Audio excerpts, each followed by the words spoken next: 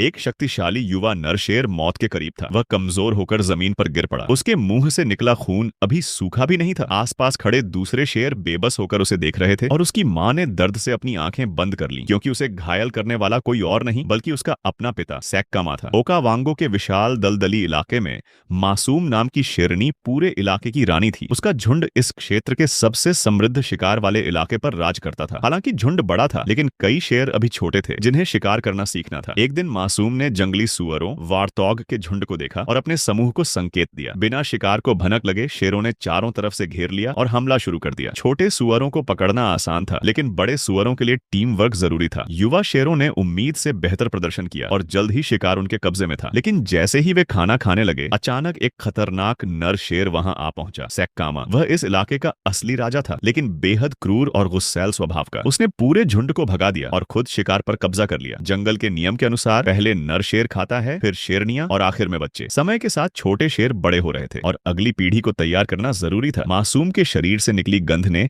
सेक्कामा को आकर्षित किया, लेकिन एक युवा नर शेर भी उस ओर खींच गया। यह पिता के अधिकार के खिलाफ था। मासूम ने उसे चेतावनी दी, लेकिन वह नहीं माना। जब वह फिर से मासूम के पास जाने की कोशिश करता है तो सेक्कामा का गुस्सा फूट पड़ता है। वह अपने ही बेटे पर हमला कर देता है। यह हमला इतना भयानक था कि युवा शेर जमीन पर गिर पड़ा और अपनी गलती की भारी कीमत चुकाई। मासूम ने उसे शांत करने की कोशिश की, लेकिन बहुत देर हो चुकी थी। घायल शेर धीरे धीरे दम तोड़ने लगा। उसका भाई दर्द में मुंह फेर लेता है और उसकी माँ आंखें बंद कर लेती है। अगले दिन जंगल फिर से शांत हो गया, जैसे कुछ हुआ ही नहीं हो। मासूम वापस झुंड में लौटी और बाकी शेरनियां उसके पास आ गईं। उसकी मौजूदगी से झुंड को फिर से स्थिरता मिली, लेकिन वह युवा शेर अब इस दुनिया में नहीं था। उसने अपनी एक गलती की कीमत अपनी जान देकर चुकाई।